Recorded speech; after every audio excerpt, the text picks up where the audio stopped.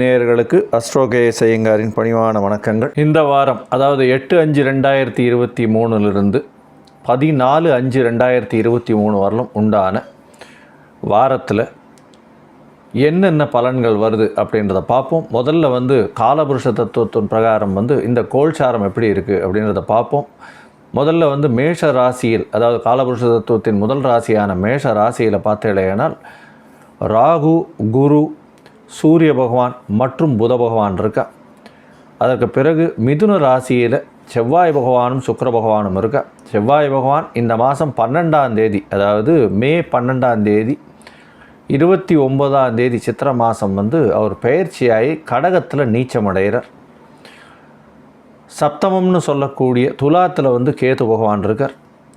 11ஆம் இடம்னு சொல்லக்கூடிய கும்பத்தில் சனி பகவான் இருக்கார்.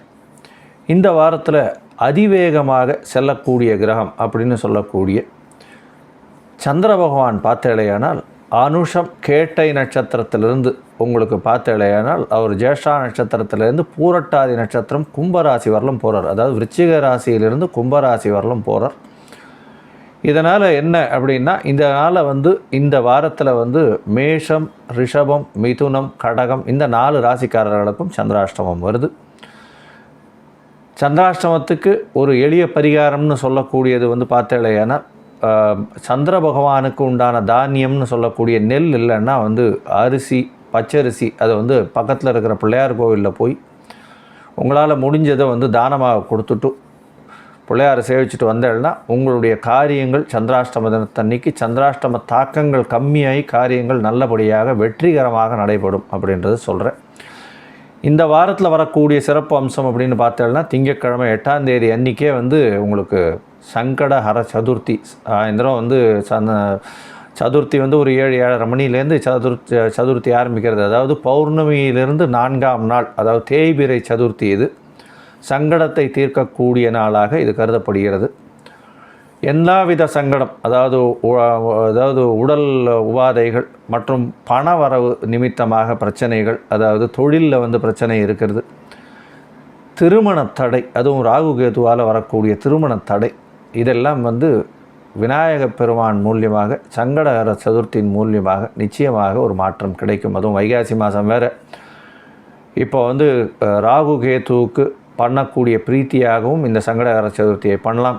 அதாவது விநாயகர் பெருமானுக்கு ஒரு அருகம்பல் மாலையை போட்டுட்டு அவருக்கு ஒரு தேங்காயை சுற்றி உடைச்சிட்டு இல்லையானால் உங்களுக்கு வரக்கூடிய இருக்கக்கூடிய பிரச்சனைகள் எல்லாம் கண்டிப்பாக சூரியனை கண்ட பனி போல உருகி செல்லும் அப்படின்றத சொல்கிறேன்.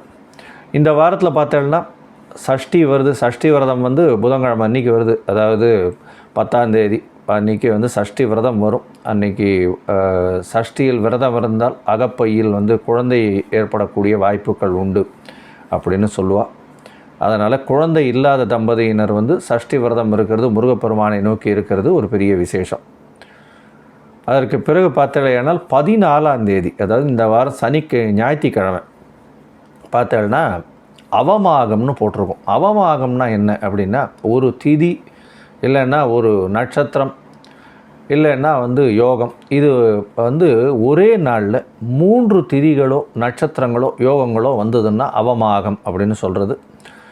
இந்த வாரத்தில், அதாவது 14ஆம் தேதி பார்த்தேனால் நவமி திதியில் ஆரம்பிக்கிறது நாள். அதாவது கார்த்தால் ஒரு 15 நிமிஷம் 20 நிமிஷம், அதாவது ஒரு 20 வினாழிகை கூட, ஒரு 20-25 வினாழிகை கூட இல்லை, 6-17 6-20 வரலும் உங்களுக்கு நவமி திதி இருக்குது. அதற்கு பிறகு தசமி திதி பார்த்தேன்னா 54 நாழிகை தான் இருக்குது. அதனால் அடுத்த நாள் அர்லி மார்னிங் ஒரு 3:30-4 மணியோடு உங்களுக்கு இது போயிடும், தசமி திதி போயிடும். அதுக்கப்புறம் ஏகாதசி திதி ஆரம்பிக்கிறது. அதாவது ஒரே நாள் சூரிய உதயத்திலிருந்து அடுத்த சூரிய உதயத்துக்குள்ளே 3 திதிகள் வர்றதுனால இது அவமாகம்னு பேர்.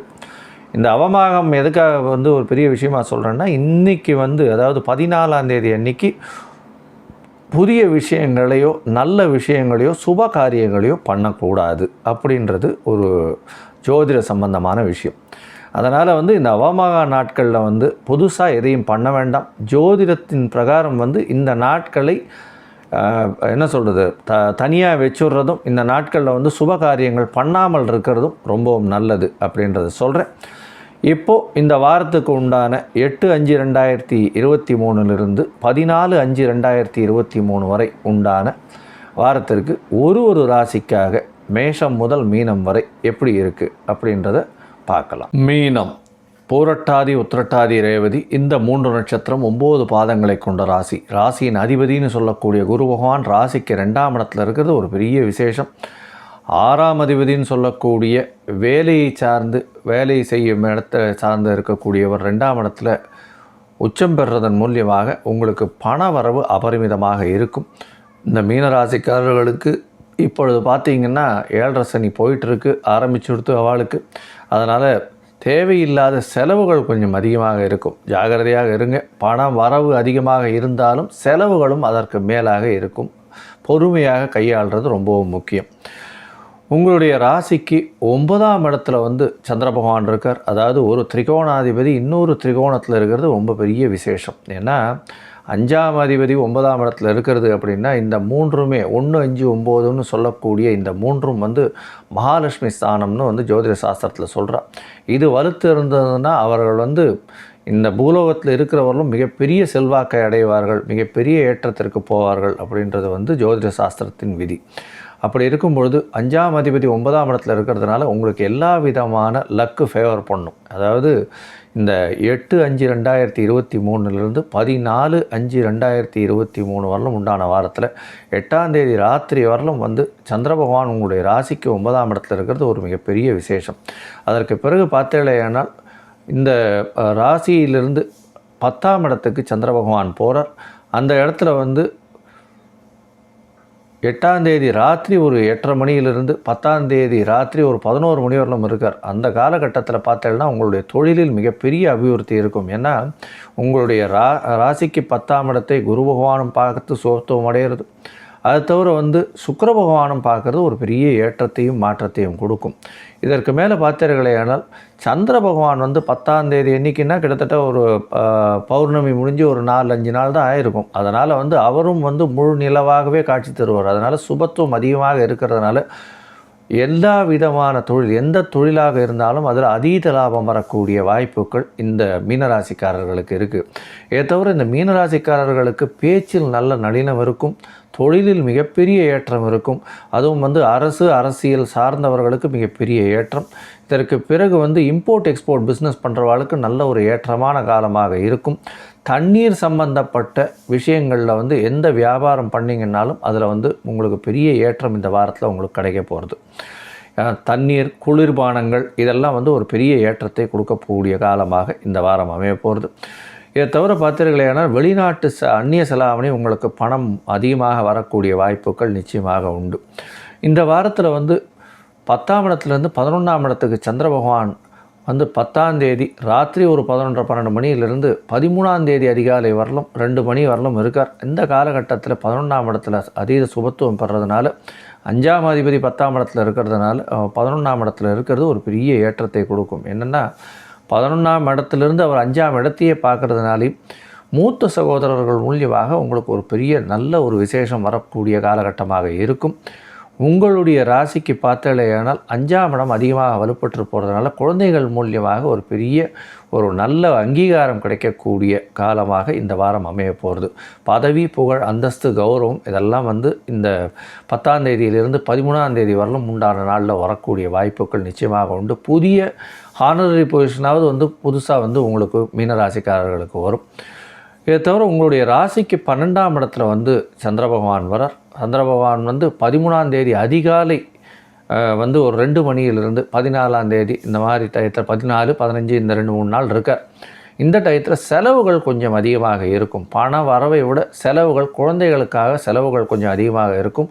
குழந்தைகளுடைய உடல்நிலையில் கொஞ்சம் கவனம் பார்த்து வச்சுக்கிறது ரொம்பவும் நல்லது. நீங்கள் வந்து அருகில் இருக்கக்கூடிய ஹயக்ரீவ பெருமாளை போய் சேவிச்சுட்டு வர்றதும், அவருக்கு வந்து ஒரு ஏலக்காய் மாலை போட்டுட்டு வர்றதும் உங்களுக்கு ஒரு பெரிய ஏற்றத்தையும் மாற்றத்தையும் கொடுக்கும். சனீஸ்வர பகவானுக்கு எள் தீபம் ஏற்றி வர்றது சனிக்கிழமை இந்த வாரமான சனிக்கிழமையில் போய் ஏற்றிட்டு வர்றதும், காகத்திற்கு எள் சாதம் வச்சுட்டு வர்றது பெரிய ஏற்றத்தையும் மாற்றத்தையும் இந்த வாரம் கொடுக்கும். மொத்தத்தில் இந்த மீனராசிக்காரர்களுக்கு இந்த வாரமான 8/5/2023 14/5/2023 வரை உண்டான நாட்கள் மிகவும் ஏற்றமான நல்ல நாட்களாகவே இருக்குது. ஸ்ரீ குபேரன் டிவியை பார்த்தமைக்கு நன்றிகள். மேலும் இது போன்ற தகவல்களை தெரிந்து கொள்ள ஸ்ரீ குபேரன் டிவியை சப்ஸ்கிரைப் செய்யுங்கள். மறக்காமல் பெல் ஐக்கானை கிளிக் செய்யுங்கள்.